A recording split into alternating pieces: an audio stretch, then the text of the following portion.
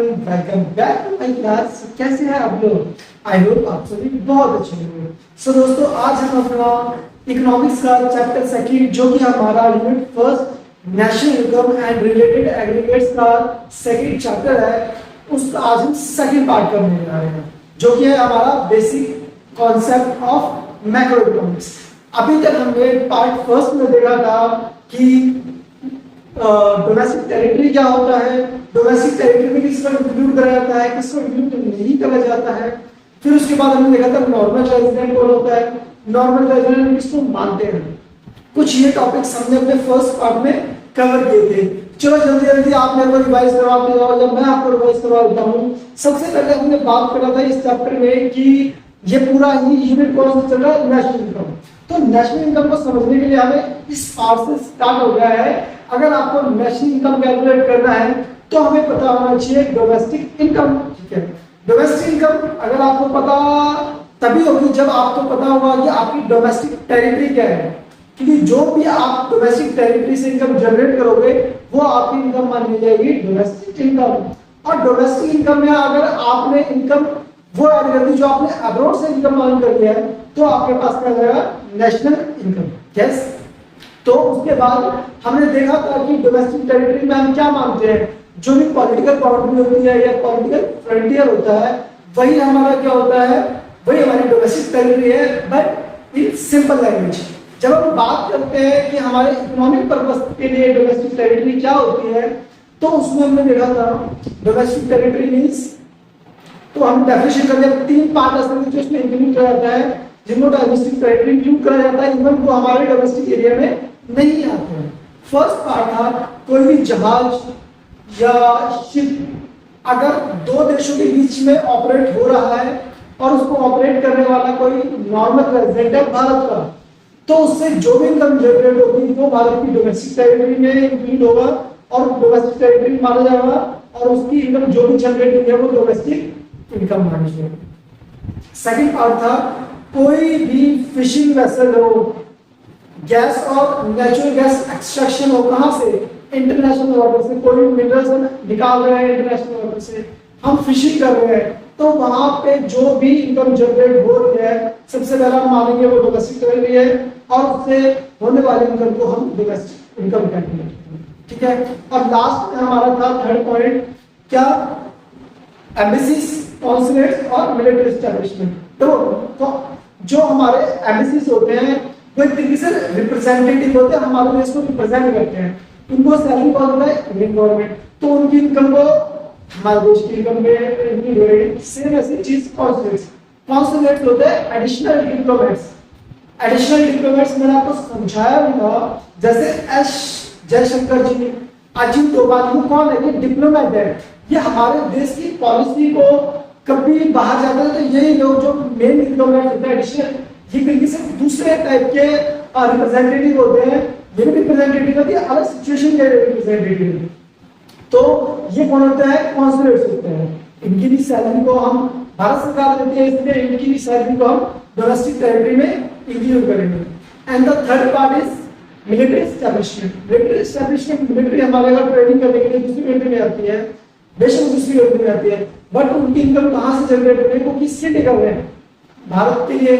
भारत के लिए कर रहे हैं तो उनकी इनकम को कौन दे रहा है, गवर्नमेंट ऑफ भारत।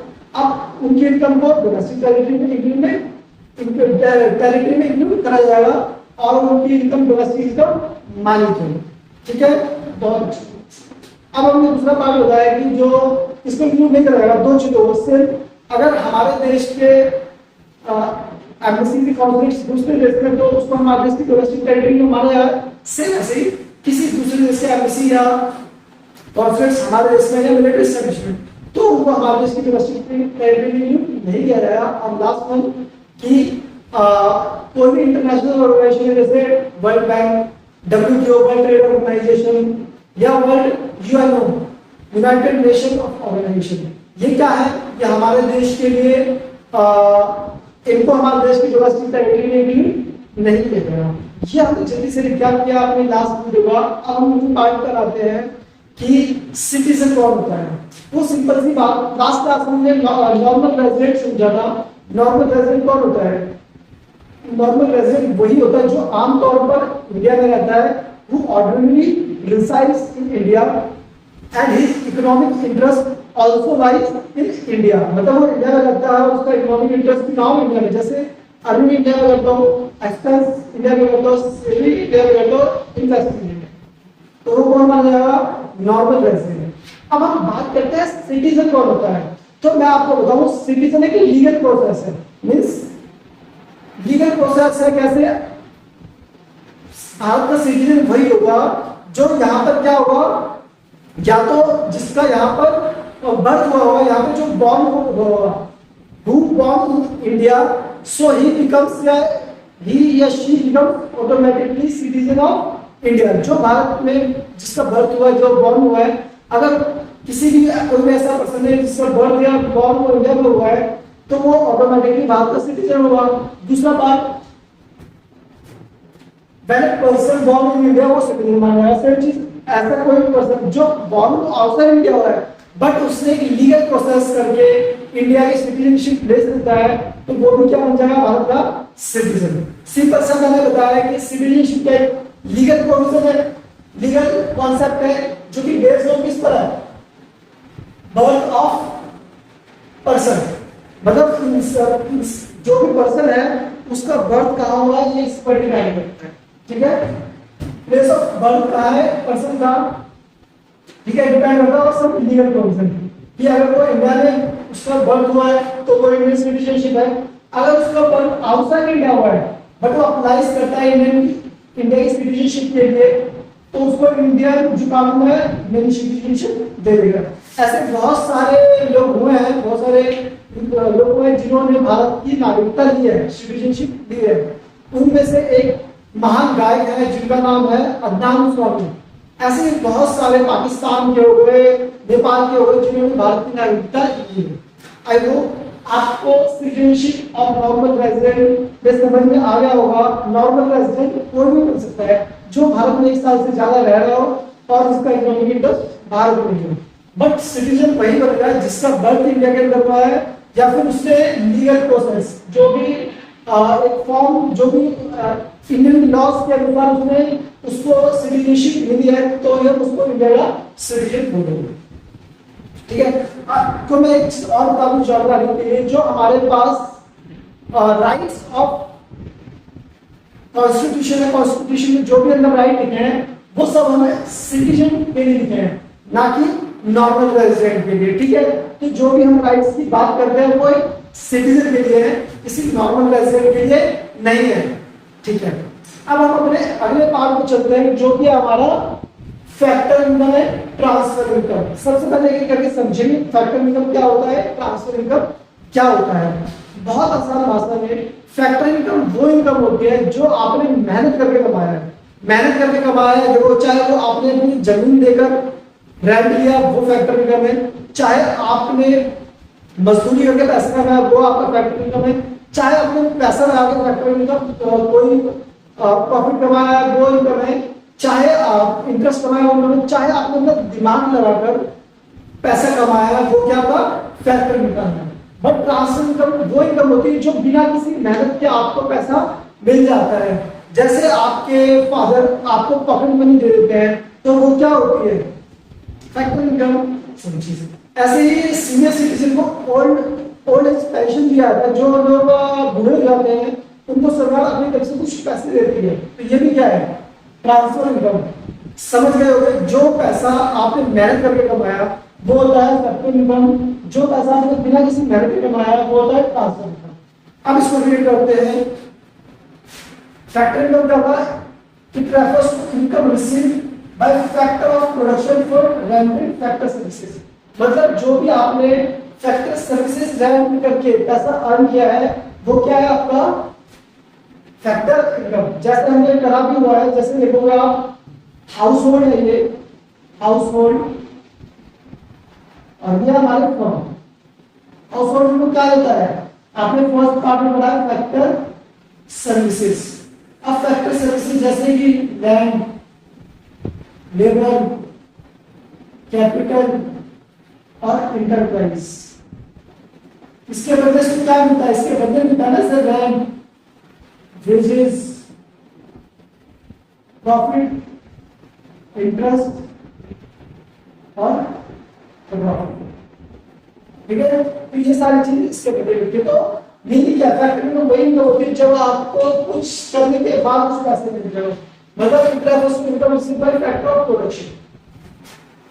ऐसे ये income without rendering any productive service income, बिना किसी प्रोडक्टिव सर्विस के किए हुए आपको कुछ भी मिल रहा है, वो क्या है? Transfer income. जैसे एग्जांपल देखते हैं, रेंट, वेजेस, इंटरेस्ट, प्रॉफिट, जो कि मैंने आपको बताया।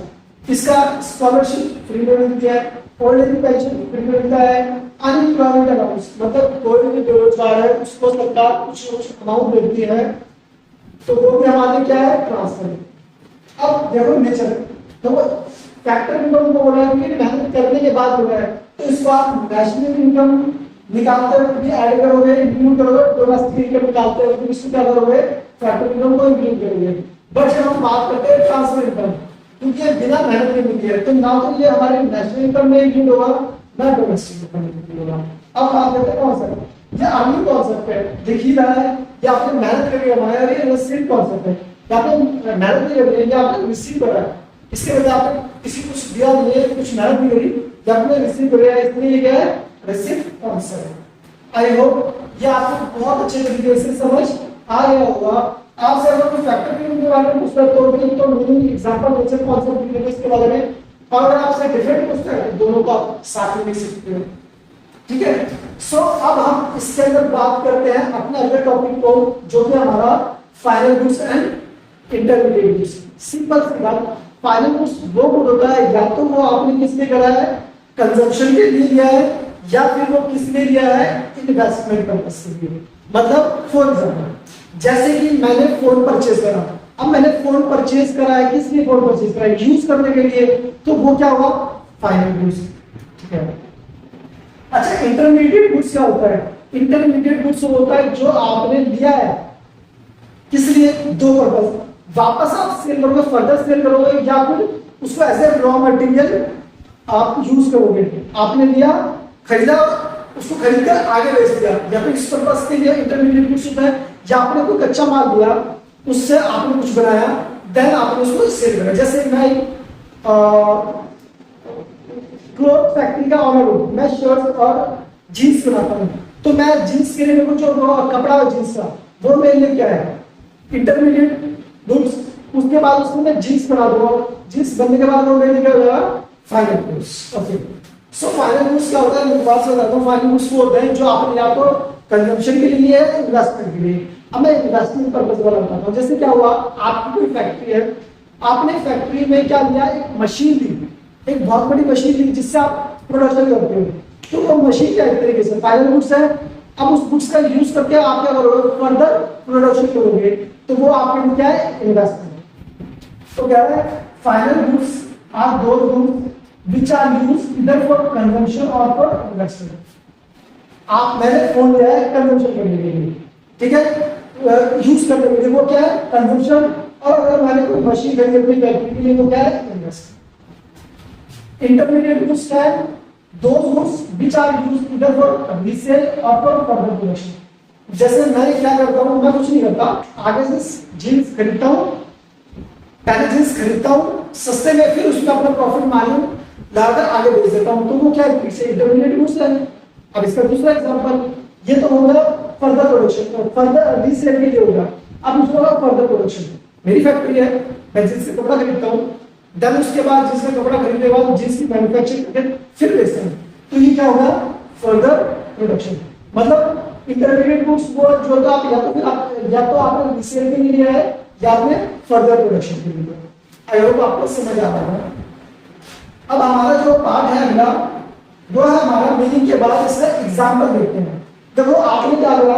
मिल्क परचेज करा, हाउस होल्ड में किसी घर फैमिली मैन ने मिल्क परचेज करा, तो मिल्क परचेज करा वो यूज कंज्यूम करने के लिए, तो फाइनल यूज। अब वही दूध किसी डेयरी वाले ने खरीदा, ये डेयरी वाले आगे क्या करेगा? आगे बेचेगा, तो उसके लिए क्या होगा? Intermediate use. अब दूसरा, आपने कार परचेज करी है, देखो आपने कार परचेज करी ताकि आप कार को क्या करोगे?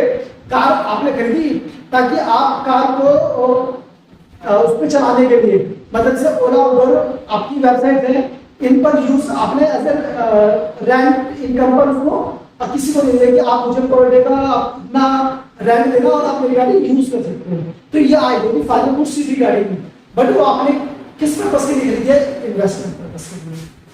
अब ऐसे से कोयला यूज करा आपने अपनी फैक्ट्री में प्रोडक्शन करने के लिए, तो कोयला क्या है? कोयला आपका इंटरमीडिएट गुड्स है, क्योंकि उसकी हेल्प से आप क्या कर रहे हो? फर्दर प्रोडक्शन कर रहे हो, ठीक है। अब वही चीज नेचर, इसका नेचर है फाइनल गुड्स को नेशनल इनकम में भी और डोमेस्टिक इनकम में भी इंक्लूड करा जाएगा, क्योंकि फाइनल गुड्स है, इसके बाद इसके में कोई एडिशन नहीं होगा। इंटरमीडिएट गुड्स को हम नेशनल इनकम में भी इंक्लूड नहीं कर सकते, ना ही डोमेस्टिक इनकम में, क्योंकि इसके अंदर अभी एडिशन होना बाकी है। अगर हमने इसको अभी नेशनल इनकम में इंक्लूड कर दिया, फिर ये फाइनल गुड्स होगा, इसके बाद फाइनल गुड्स कन्वर्ट होगा, फिर ये दोबारा दोनों बार ऐड हो जाएगा, जिससे कि क्या होता है? डबल कॉस्ट हो सकती है, जो कि गलत होता है। प्रोडक्शन बाउंड्री, जो फाइनल गुड्स है इसने प्रोडक्शन बाउंड्री को क्रॉस कर दिया, मतलब अब इसके अंदर कोई भी प्रोडक्शन, कोई भी चेंजेस होना नहीं बाकी रह गया। बट जब भी हम बात करते हैं इंटरमीडिएट गुड्स की, इसने भी प्रोडक्शन बाउंड्री क्रॉस नहीं कर दिया है, इसके अंदर हमें कुछ ना कुछ चेंजेस करने हैं, उसके बाद ये क्या हो सकता है? प्रोडक्शन बाउंड्री क्रॉस करेगा, मतलब आपने इसमें कुछ ना कुछ चेंज करेंगे तभी तो ये फाइनली सेल करने रेडी होगा। फिर हमने बोला वैल्यू एडिशन। देखो वैल्यू एडिशन का मतलब क्या है? जो फाइनल गुड्स है they are used for their final user, जो फाइनल गुड्स हम लोग यूज करते हैं फाइनल यूजर, अब इसके अंदर कोई भी वैल्यू ऐड नहीं होती, no value has be added to the final goods, कुछ भी ऐड नहीं हुआ, ये फाइनल गुड्स तैयार है। They are not ready for use, अब यहाँ पर रेडी फॉर यूज नहीं है, इसके अंदर कुछ एडिशन करनी है, उस एडिशन करने के बाद वो क्या होगा? तैयार होगा मार्केट में जाने के लिए। इसके अंदर some value has to be added in the intermediate goods, इसके अंदर में कुछ ना कुछ वैल्यू ऐड करेंगे। तो आई होप आपको final goods and intermediate goods भी समझ में आ गया होगा। अब फाइनल गुड्स को भी हम क्लासिफाई करते हैं दो पार्ट में, जैसा कि मैंने बताया था, एक हमारा है कंजम्पशन गुड्स, एक हमारा है कैपिटल गुड्स। कंजम्पशन गुड्स क्या होता है? कंजम्पशन गुड्स वो गुड्स होता है या तो जो कि ह्यूमन की वांट को डायरेक्टली सेटिस्फाई करते हैं, जैसे मैंने फोन लिया, मैंने फैन लिया, मैंने ब्रेड लिया, मैंने कोई भी फूड ग्रेन लिया, ये क्या मेरी वांट को डायरेक्टली सेटिस्फाई करेगा? यस। तो जो भी ह्यूमन की वांट को डायरेक्टली सेटिस्फाई करता है वो होता है कंज्यूमर गुड्स, और जो गुड्स फर्दर प्रोडक्शन के लिए लेते हैं हम, वो क्या होते हैं हमारे? वो होते हैं हमारे कैपिटल गुड्स। जैसे it refers to those goods which help in production of other goods and services, मतलब वो होते तो गुड्स हैं बट उनकी हेल्प से दूसरे गुड्स एंड सर्विसेज का प्रोडक्शन करते हैं। देखो जरा, अब कंजम्पशन गुड्स क्या था? It refers to those goods which satisfy the wants of consumer directly, जो कंज्यूमर की वांट्स को डायरेक्टली सैटिस्फाई करते हैं, जैसे ब्रेड, बटर, टेलीविजन। ठीक है, ये सारे क्या होता है? टेलीविजन भी मेरी वांट को डायरेक्टली सैटिस्फाई करता है, ब्रेड भी, बटर भी। और कैपिटल गुड्स क्या है? It refers to those goods which is help in the production of goods and other goods and services, मतलब जैसे मशीन खरीदी मैंने अपनी फैक्ट्री के लिए, किस लिए? ताकि उसमें मैं फर्दर प्रोडक्शन कर सकूंगा, तो उसको क्या बोला जाएगा? Capital goods. और उसके एग्जांपल है प्लांट एंड मशीनरी या इक्विपमेंट, क्योंकि इनकी हेल्प से मैं क्या कर सकता हूं? Goods further goods and services produce कर सकता हूं। अब इसमें हमारा एक पार्ट रह गया है, जो कि हमारा पार्ट है क्या? कंजम्पशन गुड्स के कुछ टाइप होते हैं, टाइप ऑफ कंजम्पशन गुड्स, जैसे durable goods, non durable goods, semi durable goods या सर्विस। आपको मैं बता दूं, ड्यूरेबल गुड्स वो गुड्स होते हैं जो कि ड्यूरेबल गुड्स जगह नहीं है, those goods which can be used again and again. सुनिए ध्यान से, durable goods are those goods which are used again and again over a considerable period of time, जिनको बार बार यूज रहता है, मतलब जिनकी अगर इनको मोटा मोटा दिखाता है तो अगर बहुत सिंपल लैंग्वेज में जो एक साल से ज्यादा जिनकी लाइफ होती है, जैसे कि मैं बताऊं टेलीविजन, फर्नीचर, रेफ्रिजरेटर, इनकी एक साल से कई ज्यादा लाइफ होती है, तो वो गुड्स कौन से हो गए? Durable goods. अब आगे सेमी ड्यूरेबल गुड्स। पहले semi durable goods, semi durable goods are those goods whose life around 1 year, जिनकी लाइफ क्या होती है? अराउंड 1 ईयर होती है, जैसे क्लोथ्स, क्रॉकरी, शूज, ये आपके क्या हो जाते हैं? सेमी ड्यूरेबल गुड्स जिनकी लाइफ लगभग 1 साल है। Non durable goods, non durable ऐसे गुड्स होते हैं जो एक बार सिर्फ यूज होते हैं, जैसे ब्रेड, कोई भी खाने की चीज, ब्रेड हो गया, वेजिटेबल्स हो गए, फ्रूट्स हो गए, वो एक बार यूज होता है, उसके बाद वो खत्म हो जाते हैं। ठीक है। सर्विसेज, सर्विसेज क्या होते हैं? सर्विसेज वो इंटेंजिबल गुड्स होते हैं जो कि क्या होते हैं, जो कि आपको उसमें क्या होता है, जिनको ह्यूमंस देख नहीं सकते, जो सिर्फ टच करा सकता है, फील करा सकता है, वो सिर्फ क्या होता है, ये भी एक तरीके से मतलब सर्विसेज को भी स्टार्टिंग में क्या services are those intangible assets which directly satisfy the wants of consumer which cannot be seen or touched, जैसे service of doctor, service of teacher, service of banks, services of telecommunication sector, तो ये सारे sector क्या है, services provide करते हैं, इसलिए आप इनको नहीं देख सकते। ठीक है। सो अब हमारे पास ये हमारा जो टॉपिक था काफी अच्छे तरीके से हमने समझा है। अब हमारा कुछ पार्ट रह गया, हम उसको कवर करेंगे, इसके अंदर छोटे छोटे से टॉपिक्स रह गए हमारे पास। मैं भी आपको करवाता हूँ वो टॉपिक्स हमारे कौन कौन से हैं। दो वो हमारे टॉपिक है, मैं इसको यहाँ ऊपर दे रहा हूँ।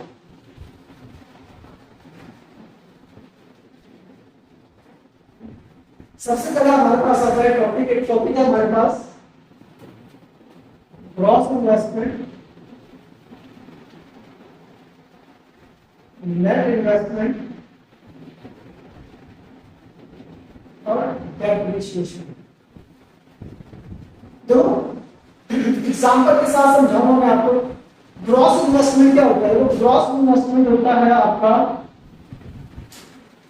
आज आपने फॉर एग्जांपल आज आपने आज मैं एग्जांपल दे रहा हूं, फॉर एग्जांपल 1/4/2023 को आपने ट्रक खरीदा 10 लाख का। ठीक है। तो इसको बोला है ग्रॉस इन्वेस्टमेंट। आज से 1 साल के बाद, आज से 1 साल के बाद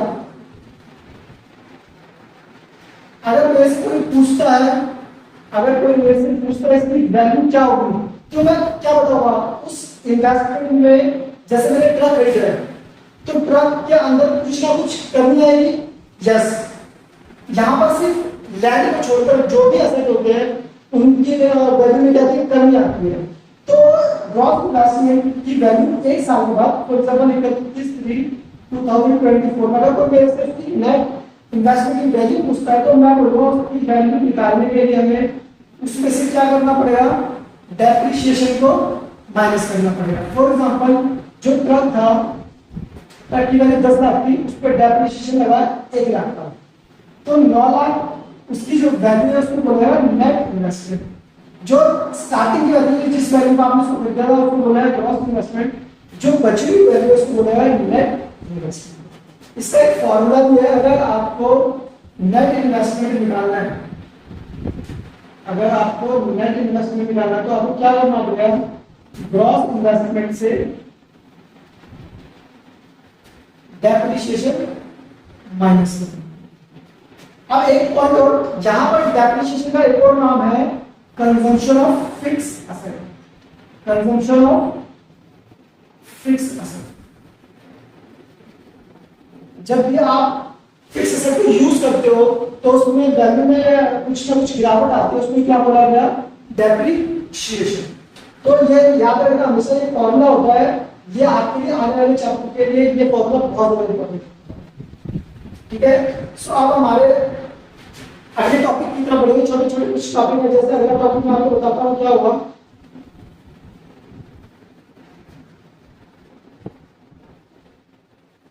जैसे अब हमारा अगला टॉपिक है net indirect tax, net indirect tax. सबसे पहले नेट इनडायरेक्ट टैक्स होता क्या है, इसको हम बोलेंगे it is the difference between indirect tax and subsidies. मतलब इनडायरेक्ट टैक्स और सब्सिडीज का जो डिफरेंस होता है उसमें क्या रहता है, मतलब इसका फॉर्मूला क्या है, इसका फॉर्मूला है net indirect tax equal to indirect tax minus subsidies. अब आपका क्वेश्चन होगा इनडायरेक्ट टैक्स क्या होता है? इनडायरेक्ट टैक्स वो टैक्स होता है जो गवर्नमेंट गुड्स एंड सर्विसेज के प्रोडक्शन पे जो टैक्स लगाती है उसको बोला जाता है इनडायरेक्ट टैक्स। जैसे इनडायरेक्ट टैक्स क्या होता है? those tax which are imposed on production and sale of goods and services। मतलब जो भी गुड्स एंड सर्विसेज पर टैक्स इम्पोज करती है गवर्नमेंट, चाहे सेल कर रहे हो, जब प्रोडक्ट चाहे आप उसको प्रोडक्शन कर रहे हो चाहे उसका सेल कर रहे हो, तो उसके ऊपर जो भी टैक्स लगेगा उसको आता है इनडायरेक्ट। अब बात करते हैं सब्सिडी की। तो सब्सिडी क्या होता है? सब्सिडी होता है फाइनेंशियल असिस्टेंस, मतलब फाइनेंशियल हेल्प या assistance, financial help provided by government to producer। और ठीक है, जब भी गवर्नमेंट क्या करती है, आपको फैक्ट्री लगाने के लिए या किसी भी काम के लिए कुछ छूट देती है तो उसको रहता है फाइनेंशियल हेल्प। जैसे किसी भी उद्योगपति को या प्रोड्यूसर को फैक्ट्री लगानी है, फैक्ट्री में बहुत सारी चीजें ऐसी होती है जो प्रोड्यूसर जिसकी वजह से बिजनेस नहीं हो, फैक्ट्री नहीं खोल पाता, तो गवर्नमेंट कहता है हम आपकी मदद करेंगे, जैसे टैक्स से रिलेटेड या फिर टैक्स माफ कर देंगे, तो बोलता है फाइनेंशियल असिस्टेंस। या उसके अलावा कोई भी है सरकार हेल्प करती है तो उसको बोला जाता है सब्सिडीज। अब तो क्या हुआ समझाने के लिए एग्जांपल, फॉर एग्जांपल गवर्नमेंट का कलेक्शन था 100 करोड़ का इनडायरेक्ट टैक्स का, बट गवर्नमेंट ने इसमें से 10 करोड़ की छूट दे दी, तो नेट जो नेट है, नेट इनडायरेक्ट टैक्स कितना बन जाएगा? 90 करोड़। ये कितना बन जाएगा? 90 करोड़। आई होप कि आप बहुत अच्छी तरीके से समझ गए। अब हम कुछ और टॉपिक छोटे छोटे से हैं इनको कवर कर लेते हैं। जैसे कि हमारे पास होगा factor cost and market price.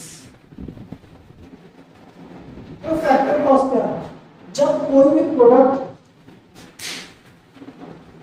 की कॉस्ट को मिलाकर, कोई भी प्रोडक्ट कॉस्ट को मिलाकर, सारी कॉस्ट को मिलाकर जो उसका प्राइस हुआ है तो उसको बोलते हैं फैक्टर कॉस्ट। और मार्केट प्राइस जिस प्राइस पर वो प्रोडक्ट मार्केट में बिकता है, मतलब इसके अंदर किस चीज का फर्क है? टैक्स का।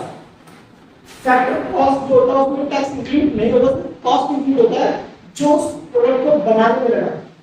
और मार्केट प्राइस होता है जो बनाने में लगा है वो, प्लस में उसके अंदर हम टैक्स की वैल्यू जोड़ देते हैं तो मार्केट प्राइस मिल जाता है। क्या आप मुझे बताओ, क्या बिना टैक्स की आप किसी गुड्स को मार्केट में बेच सकते हो? नहीं बेच सकते। तो इसलिए हमारे पास जो मार्केट प्राइस होता है वो उसके अंदर क्या इंक्लूड होता है? हमारे पास नेट इनडायरेक्ट टैक्स। पहले तो थोड़ा सा दिमाग में लिखवा दूं, फैक्टर कॉस्ट होता है, ये होता है factor, it is factor cost amount paid two factor of production for their contribution in the production process, मतलब सिंपल सी चीज, फैक्ट किसी भी गुड्स को बनने में जो भी कॉस्ट लगी है, जो भी कॉस्ट लगी है, जो भी जितना भी पैसा आपने पे करा है। फॉर एग्जांपल एक शर्ट है, शर्ट को बनाने में शर्ट का जो क्लॉथ है बोला आपका 50 रुपीज का, फिर उसके अंदर आपने बटन लगे आपने 2 रुपए के, स्टिचिंग आपकी हो गई 30 रुपए की, और आपकी सब कुछ मिलाकर आपका वो 82 रुपीज का बना है। तो ये होगा आपका क्या? Factor cost. अगर हम इसके अंदर जोड़ दें tax, net indirect tax, for example 80 rupees, तो 100 रुपए इससे क्या आ जाएगा? Market price. ये हो गया सर फैक्टर कॉस्ट। 82 रुपीज इसका फैक्टर कॉस्ट आ जाएगा और 100 रुपीज इसका मार्केट। ऐसे छोटी सी मैं आपको डेफिनेशन कर देता हूं। मार्केट प्राइस क्या होता है? It is a price, it is a price at which product is actually sold in market। जिस प्राइस पर प्रोडक्ट सोल्ड होता है मार्केट में उसी को क्या बोलते हैं? Market price. अब एक सिंपल सी चीज, अगर मुझे मार्केट प्राइस चाहिए किसी भी मार्केट, किसी प्रोडक्ट का मार्केट, किसी भी प्रोडक्ट का मार्केट प्राइस चाहिए तो मैं क्या करूंगा? फैक्टर कॉस्ट जितने में होगा प्लस उसके अंदर net indirect tax, net tax. क्योंकि गवर्नमेंट किसी भी गुड्स को बनने पर क्या लगता है? टैक्स लगता है, तभी आप उसको बेच सकते हो, अदरवाइज आप नहीं बेच सकते। तो ये क्या होगा आपका मार्केट प्राइस। सो ये आपको ये भी अच्छी तरीके से समझ में आ गया होगा। अब हमारे पास एक छोटा सा और पॉइंट है जो हमारा net factor become from abroad. Net factor become from abroad, मतलब हमने बाहर से कितने बताया, मतलब सिंपल सी चीज अगर मैं बताऊं नेट कितने बनाया, it means it is difference between income received from rest of world and factor income paid to the rest of world, मतलब मैंने कितना पैसा कमाया। फॉर एग्जाम्पल मैंने बाहर घुस बेची 200 करोड़ की और मतलब एक्सपोर्ट करा 200 करोड़ का बेचा और खरीदा 100 करोड़ का, तो 100 करोड़ मेरा क्या हुआ? NFIA, net factor income from abroad का बोला था शॉर्ट में NFIA,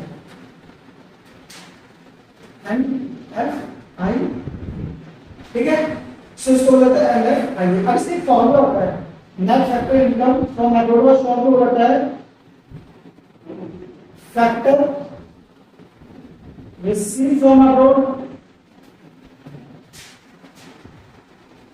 अब दूसरा होगा फैक्टर पेड टू अब्रोड, है ना। वही अगर बताया 200 करोड़ आपने रिसीव करा, 100 करोड़ आपने पेड करा, तो नेट फैक्टर आपने नेट कितने बनाया बाहर से? 100 करोड़ का। यही आपका net factor income from abroad. I hope जिन टॉपिक्स थे, छोटे छोटे टॉपिक्स थे, जो मेन टॉपिक्स थे, आपको अच्छे तरीके से समझ में आए हैं। और अगर आपको हमारी वीडियो अच्छी लगी हो तो चैनल को सब्सक्राइब करो, लाइक करो, अपने फ्रेंड्स के साथ शेयर करो, और अगर आपको कोई भी डाउट हो तो हमारे को कमेंट करके जरूर बताएं। Thank you.